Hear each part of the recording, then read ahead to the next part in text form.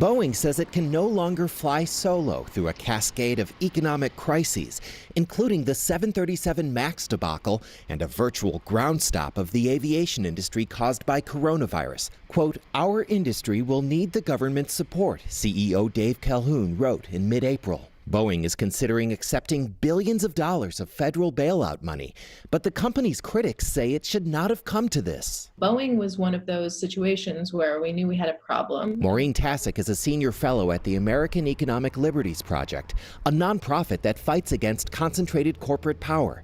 They're watching Boeing closely. It's much more interested in making money than it is in making airplanes. She says the problem is that instead of saving for a rainy day and investing in new aircraft, Boeing has been spending billions of dollars on buying back shares of its own stock, a process that makes the company much more attractive on Wall Street. That left Boeing with less of a cushion for unexpected tough times, like what's happening now. If you kept that cash inside the company, maybe there was no need to do any bailout today. Amyatosh Purnanandam is a finance professor at the University of Michigan who studies bailouts. Nobody knew that COVID will come. But of course, that's not the point. The point is that you always try to be ready.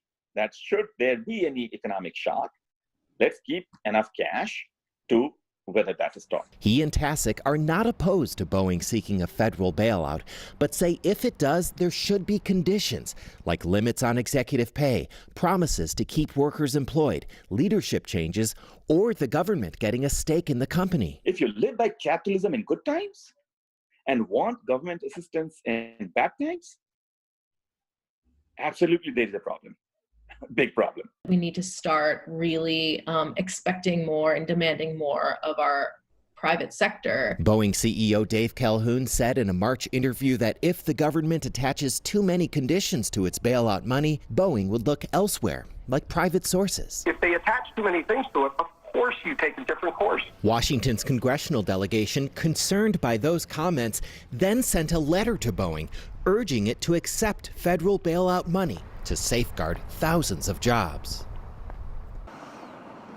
So we're still waiting to see if Boeing will accept federal bailout money. It's possible the company could accept a mix of private and federal dollars. The company's CEO has said it's his priority to pay back any borrowed money as quickly as possible. He and the company's chairman are no longer accepting a salary right now. There's a pause on the company's dividend, and there's also a hold on those stock buybacks. Live in Renton, Ted Land, King 5 News.